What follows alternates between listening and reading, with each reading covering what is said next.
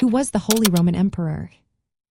Imagine a ruler who claimed to be the successor of ancient Roman emperors and held sway over much of Central Europe for over 1,000 years. That ruler was the Holy Roman Emperor. This title was not just about power. It was about being the spiritual and political leader of a vast and diverse empire. The Holy Roman Emperor was considered the highest monarch in medieval Catholic Europe, seen as the protector of Christendom. The title first belonged to Charlemagne, crowned by Pope Leo III in the year 800. This event marked the revival of the Western Roman imperial tradition within a Christian context. The emperor was also linked with the kingship of Germany and Italy, which were core parts of the empire. From the 10th century onward, the emperor often held both titles, showing how the empire was a collection of many regions. These regions included kingdoms, duchies, and principalities, each with its own ruler.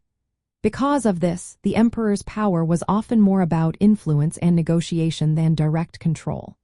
The office changed over time from a mostly autocratic rule under the Carolingian dynasty to an elective monarchy by the High Middle Ages.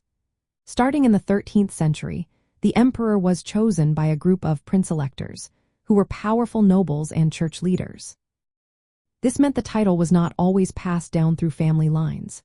However, certain dynasties, like the Ottonians in the 10th and 11th centuries and the Habsburgs from the 15th century onward, held the position for long periods.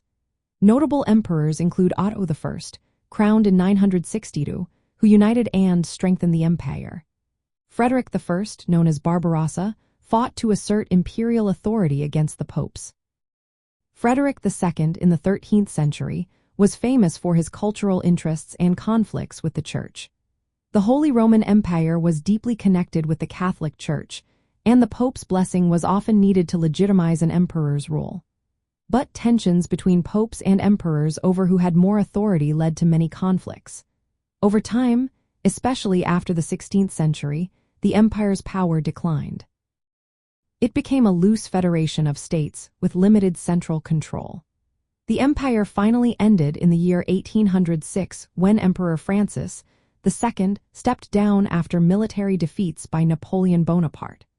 So, the Holy Roman Emperor was an elected ruler of a multi-ethnic empire in medieval Europe, seen as the spiritual and political successor to ancient Roman emperors.